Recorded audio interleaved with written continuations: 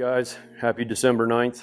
I know it's been a bit since we've done any kind of walk-arounds or passed on any information, but I can assure you we've been crushing it here, working real hard on some of these projects. And the most recent that we wanted to film for you and kind of talk about a little bit is another really sweet, this is basically a stage 3, what we're calling our stage 3 long travel 4Runner now. We'll go ahead and get started on the front. This thing's looking a little bit higher. As you can see, the headlight is right about shoulder height for me. We have it up on the lift because we're going to show you what the suspension looks like here in just a second.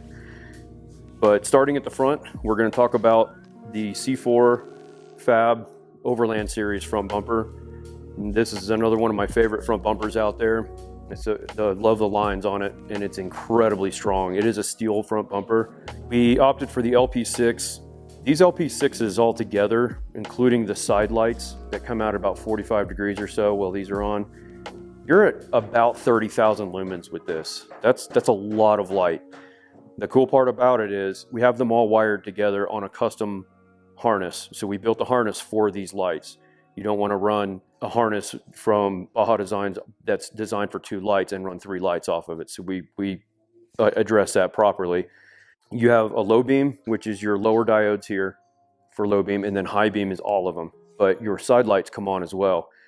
The cool part about that too is you have something that can be very far down the road, down the middle, and then you can have these aimed off to the sides just a little bit.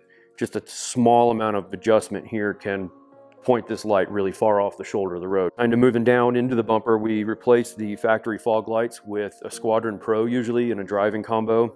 The amber seems to work really nice for where we're at.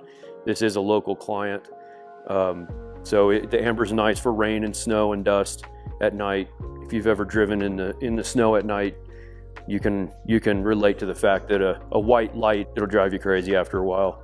Moving down into the bumper itself, you'll probably notice that we don't have a light bar in this cutout. I really like this cutout here. They do have it set up so you can put a light bar in this, but we personally here like to run this without a light bar if you're running a winch, because you can look straight in here and see the drum of your winch.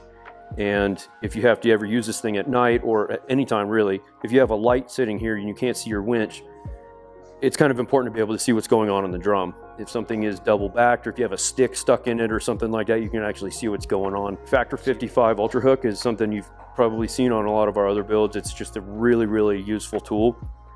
It allows you to use 3/4 bow shackles or soft shackles, whatever you want to do. 3/4 inch bow shackles, you can put them, you can run the pin through here, tighten it down tight. You can run it through the gate. This is a very strong gate on this that can be locked in place with this little pin. And it sits flat up against your fair lead. So you don't have something sticking out here. You don't have to run it over to something to hook a hook into it. You can run it flat directly up against your fair lead, and it gives you the most possible approach angle off of the front of your winch. Winch that we're running is the Come Up 12.5 RS for synthetic, so it comes with its own synthetic line. The 12.5 is physically the same size as the 9.5 thousand-pound winch, and this is the slim version of it. So it's really low profile, and it has a remote solenoid. We can locate the solenoid somewhere hidden in the bumper, and we normally take the plug off of it and extend all of the wiring from the plug, and we mount that on the surface of the bumper to make it that much easier to get to, and you can stash the control box away. To engage and disengage this thing, you can just reach right in the front of this bumper here and push this lever up. So it's just a quarter turn, push it up, disengage and pull it back down, engage it. All right, so what we've done, we've raised this truck up on the lift here so you can kind of see what we're really working with our new stage 3 setup in the suspension components themselves. So what we've got is Total Chaos is +2, which is 2 inches wider per side. So the upper and lower control arm are 2 inches longer than the stock, which gives you a larger movement working radius here where your hub is. The coilover is different than a mid-travel coilover. It is a longer coilover. All of this has to be done together. So if you run our stage 1, we can't just add a lower control arm. We have to change the upper control arm to the longer and the coilover to a longer coilover. So the stage 3 used to have a triple bypass shock right here with another shock tower. That is such a personal preference item that we kind of decided to leave that off as an option. That can be added to this. The lower control arms are set up. to have a triple bypass shock in here. For how we build these trucks as more of an expedition platform, the tunability of this is really, really nice. We can get this to do everything we want it to do as a daily driver. So the coilover is built internally for how the client's going to drive the truck. Their driving habits, how they want it to feel and act within the valving inside the shock, the gas pressure that we keep in these shocks, and the spring rates on how heavy the truck's going to be. So what you can see here is the Total Chaos spindle gusset that we weld in. We powder coat the spindles after it's done. The upper and lower control arms. This is the new version of their lower control arm, which has a steering stop built into it right here. We're running the chromoly axle shaft with the factory, the OEM inner and outer CV, with the factory OEM inner and outer CV boot. That has proven itself to be the most reliable setup for us so far. We've tried several different ways, and that seems to be the most reliable way of doing it. Parts are easier to get. You can rebuild this if you needed to, but everything's fairly easy to get to, easy to service. I don't know what people are talking about. I hear a lot of questions come in about all the maintenance that you have to do on long travel, and it's such a nightmare. I really don't know where they're coming from with that sometimes, because you should be maintaining your vehicle anyway, no matter what you have, whether it's stock or whether it's modified. The nice thing about it is that you can maintain it. You have Zerk fittings on your bushings. That gets greased as we're putting it together. It does not have to be greased all the time. If you start to hear it making noise, it can be cleaned. If it starts to squeak, it can be cleaned, it can be re-greased, and that's it. It's a very simple process. If something were to wear out, it can be replaced. Like if a uniball wears out, that can be replaced fairly easily, and you don't have to throw your control arm away. Like other components, a lot of times they just design the stuff to be thrown away. This is a very rebuildable system, both upper and lower. This truck is running a 35-inch tire, and we'll show you that here in just a second. But in order to run a low lift height of about 2 inches, maybe not quite 2.5 inches of lift in the front, we do our body mount chops back here. So we do trim this body mount back. We weld a new plate into it and clean it up really, really clean. And we bring that back as far as you can possibly bring it back. We also address some stuff inside the fender here, but then we build a custom built in-house on the vehicle as it's here. We can't send this out. We can't ship these out. We have to make these here, but we mold them into the fender, closing up every single thing after it's already sealed. So we will seal up everything we modify on the inner fender. Then we put this over it and we mold it in so it looks cleaner than it did stock. But we're bringing that back really, really far. We're really opening that wheel well up for the 35-inch tire to cycle through there in full compression while you're turning, and you don't have it hitting and banging on things. We extend the bump stop a little bit so we can compress this and see where the tire's gonna go, and we can extend that bump stop down and limit that. You can run either a 33-inch tire or a 35-inch tire on this. For brakes, we're running SOS Performance's 6-piston caliper. That's a massive caliper compared to the stock caliper. The diameter of the rotor is the same, so it still fits inside a 17-inch wheel. For skid plates on this truck, we're running the RCI aluminum skids, and that's your IFS skid, transmission, T-case, and gas tank skid. They're all aluminum, very lightweight, really nice and strong. If for some reason you do bend one, they can be bent back. I've never seen a skid plate from any company that was completely impervious to dents. On the rear suspension for our stage 3, that will incorporate the Curry rear axle with a Ford 9-inch. We're able to run a Toyota unit bearing, which keeps your ABS and your speed sensor working properly. So all of your ABS works correctly. Your traction controls work like they're supposed to. There's no lights on in the dash. Everything works as it did from the factory, but you're getting the strength of a massive F9 housing from Curry, but then you have a Ford 9-inch that we get through Nitro, and this one's geared to 488, and we're running ARB lockers front and rear on this truck.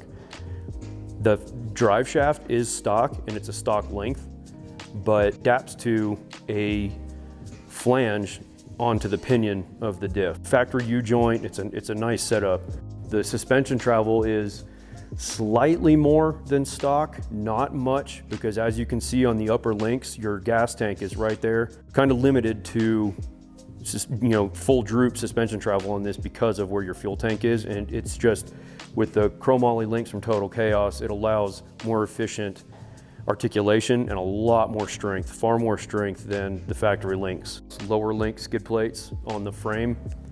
We have another truck here that sees the Rubicon Trail on a regular basis, and it's been driven pretty hard, and those skids have proven themselves worthy. Now, since the front of the truck is 2 inches wider per side, we run a billet spacer right here, a USA made billet spacer that's 1.8 inches wide with a hub-centric ring machined into it. So if you're running an OEM style wheel or an OEM spec wheel like a Hutchinson beadlock, those are hub-centric wheels. So you need that ring for that style wheel. Most of the time we're gonna run a method wheel, and it's a lug-centric wheel. So that's not as important because the lug nut is what centers that wheel. So it can work either way. Since this truck is running 35s, we want to limit the up travel just enough so it doesn't hit the fender. So we have the bump stop, the Timbren bump stop, spaced out just a little bit, and we have the bottom of the shock extended so we can get the full stroke out of this shock and tunability out of this shock and not have to worry about it topping itself out or bottoming itself out. This shock is not a 4Runner spec shock. There's a custom mount on this Curry housing that's different than a factory 4Runner. The top is the same, but the bottom is different. So we spec these for every build. So every set of Kings that we put on these trucks are built for the truck it's going on, and that's why lead times kind of are the way they are. For rocker protection on this truck, we're running the RCI sliders. These are really nice because they kind of taper up, kind of beveled look to it, but you can actually stand on it. It's got a little bit of kick out on the back with these fill plates too. You've got some traction, you can stand on top of this if you needed to reach anything on the roof rack. We're running a full length front runner roof rack, and the lights that we've got up there are a work scene light. There's a Baja Designs light as well, and it's an S2 Sport in a work scene. So you can actually reach up and turn them. They're pointed straight out to the sides right now, but you can turn them a little bit and have a great deal of working light around the truck. The rear bumper that we're using on this one is an Expedition 1 dual swing out rear bumper. These, you've seen these a lot on a bunch of our other builds, but they're very versatile. Both swing outs are the same. So you could actually theoretically run 2 spares if you wanted to. You could have a spare on the driver's side if you wanted to. On this one, we're running the camera relocation kit. So that's off-centered, and that's mostly set up for here in the US to have a spare on the passenger side, because if you're parked on the street, you don't want to have a spare hanging out in the road. So you would have your spare on the passenger side, open this way, and this guy locks into place right there, right before it touches the tail light, and that's a 35-inch tire. So anytime you're opening this swing out, any swing out, and you have a locking pin, you don't want to just let it fly open. Take a little extra effort and just guide it open and let the pin seat itself. That way the pin will stay alive and it won't shear itself off, and you won't destroy the side of your truck. But you can do kind of anything you want to on this side. You can run max tracks, fuel cans, propane bottles. We do that a bunch on this side, or you could just leave it open if you wanted. But these open up nice and wide. You can kind of see how the layout is back here. You still got a receiver hitch, factory receiver hitch here. Recovery points for a 3/4 inch shackle or a soft shackle that most people like to use now. There's cutouts in all of their bumpers for lights. So we're running the round Baja Designs. This is a Squadron Pro, which is more powerful light than the Squadron Sport. But the beauty behind this is you can change your beam pattern in here. You wanted the driving combo, but it's a very powerful light for a backup light. So you can actually change that, the reflector shape and color and everything else very, very easily, just a couple screws. And you can change that out if you wanted to change it to something different. You can see the camera relocation here. These are really nice on these trucks because with a big spare tire back here, this looks out right next to your tire. And you can see everything back here, and it just like it was factory. And it's this whole plate piece that they send you, and it relocates the license plate down with a light, so you won't be you won't be getting tickets on that. In the back, we're running a goose gear setup, dual drawers, lockable, really nice setup. Air locker compressor mounted in front of the drawers, down on the floor. So for one, it's serviceable, but it's getting good clean air for your lockers. And it doesn't run constantly. So if you're gonna run it, you can hear that it's gonna run when you turn it on and it shuts itself off. If it continues to run, then there might be an air leak somewhere, but it's inside the truck where you can hear what's going on and it's not in the waves. In the engine compartment, this truck's got the Magnuson supercharger in it. This thing's really nice. It makes these 4Runners drive the way they should really drive from the factory. These are not race cars, but that is a lot of really nice horsepower, especially for the highway. If you need to pull up a grade or through some deep sand or snow or something like that, that'll really, really help you out. And if you're pulling a trailer or anything like that, it's nice to have that at all times. It just makes these trucks that much more snappy feeling. It just feels a little better. It just has the power to carry its own weight better. You'll only see one battery up front here because the dual battery components are still coming. We're gonna put the secondary battery inside the truck, behind the back seat next to the air compressor. So the ARB dual compressor is sitting over there. You can air up and air down from there. That is not tied to the air lockers. That is just for working air. What powers everything, or what kind of consolidates all of that, is the S-Pod here. This is the SEHD unit, and that's mounted to something inside we'll show you here in just a second, but we made a custom bracket for this to sit on top of the factory fuse box. So it's all still out. You can access this real easy. You can just pull it off just like you normally would and just lift this up and set it aside. We clean up all of the loom and run this long enough to where we can move it aside and still access everything like you normally would, and keeps everything together and kind of out of the way. Right behind that, right here, is the ARB diff breather kit for the front diff and the rear diff run all the way up. The front diff comes up right up here high anyway, but we've got the ARB breather kit right here. As you can see, there's kind of a lot that goes on. Like, this is a Magnuson component, the coolant reservoir here. So there's certain bracketry and certain things that have to be put in here to fit all this in cleanly. All of these components are included, grouped together in the stage 3. So if you were to call and say, hey, I'm after a stage 3 on a 4Runner or a Tacoma, it includes front to back, basically the performance aspect with the Magnuson, the gearing, the lockers, the full suspension setup, everything like that is all included for the price. But then there's personal preferences too, like the bumpers you want and things like that. So on the interior, what we've done, we wanted to keep everything clean as always, and we knew he was wanting to put some other components in here, but we want the switch panel to be where you can see it and at a glance. You don't want to have to take your eyes off the road and reach down for something. It's part of the reason why we like to use this particular panel, because there's a physical button there. So if you're driving, you don't even really have to look at it to get to your switches. Go to hit the switch, you can glance at it, see where it's at, reach over and negotiate your switch, and then that's your set. We mounted that kind of a little bit of a custom mount on the Expedition Essentials powered console up there. It's a clean setup for the 4Runners. I really like it. It's a good use of space if you don't get too carried away with mounting all kinds of stuff all over it where you really can't see where you're going. It's nice to have what you need there, but everyone's got their own personal preference. That's a good spot for the S-Pod. So we kind of put that there. You could put a phone mount or something next to it and have a powered USB outlet right there with it as well. To power or LP6s though, you can't run it off of the S-Pod because it's high on a low beam. So it has its own dedicated switch.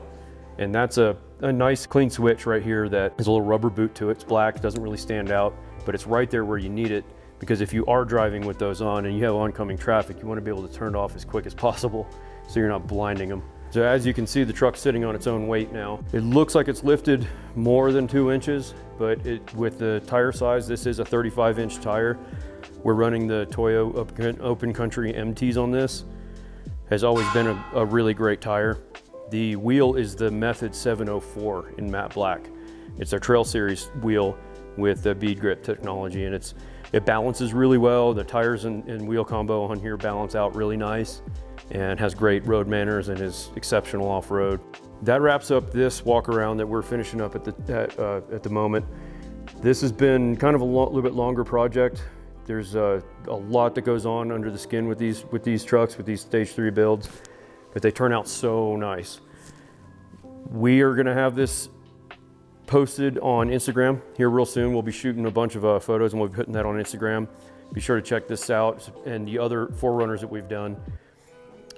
One question I know we're gonna get, and we get it all the time, but we purposely do not put an answer for it, and that is the price. What does a truck like this cost?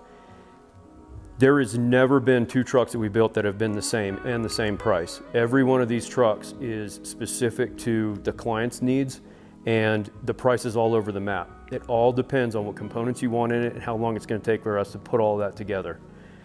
The idea behind that is it's also up to the client. If they want to put out how much it costs, that's up to them. These are not our trucks. These are all of our clients' builds. If it is our truck, you'll know it, and we can answer any question we can possibly get answered for you if you give us a call at the shop. But for more videos like this, if you want, this is primarily to answer questions about what we've done, because the questions do come. If you found this useful, go ahead and subscribe, hit the like button. And if you got any questions, you can call us here at the shop or look us up at tavllc.com and Instagram at tavllc. And we can try to answer your questions on social media the best we can, but the best way to do it is definitely give us a shout at the shop.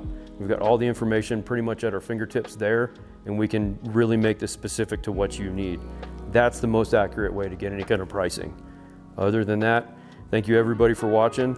We hope you like this build. We've got a couple more cool ones coming up that we'll be finishing up and doing walkarounds on. And till then, stay safe and stay healthy.